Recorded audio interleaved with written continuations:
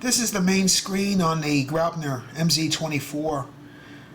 I've been using this radio now for the last 2 weeks, and I just have a few comments on some of the main screen options that I think are kind of bizarre. The icon button here for the airplane, I find that a strange place to put the ability to change the wing type, the model type, right on the main screen. That's not something you change often, and I find it strange that Graupner dedicated so much space to a button that should be hidden somewhere on one of the programming menus. And then you have the model name down here. In my case right now it's called Prelude. And you have M2. M2 actually is your model select that allows you to change models, which is fine, but it's a little small. But then you have the model name down here, which allows you to change the name.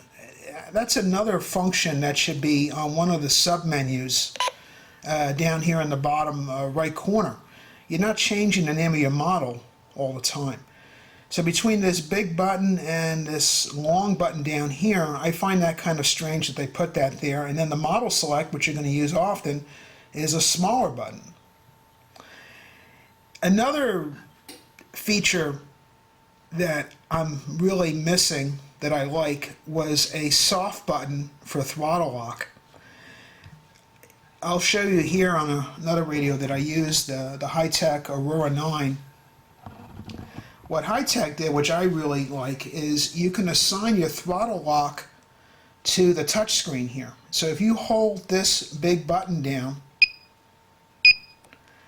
for more than a couple seconds, you can see it says the word throttle lock on the top. What's nice about this now is while you're working on the radio, possibly you're carrying your radio around, you're going to retrieve your airplane after it's landed, there's no chance of you knocking a switch that could release the throttle. Where on the MZ-24, I've assigned it to the switch above the throttle here. I move it here and my throttle lock is locked. But it's easy enough to bump this button while you're carrying your transmitter if you're retrieving your plane. I would really like to see if Graupner would be open to the idea of putting it on a soft switch on the screen, similar to Hi-Tech, where when you hold the button in, like here, and now it's unlocked. Hold it again, it's locked. It could just be another option in the menu where people may want to assign it to a switch or assign it to a button on the main screen. And it doesn't have to be any button. It could be a button that Graupner, picks.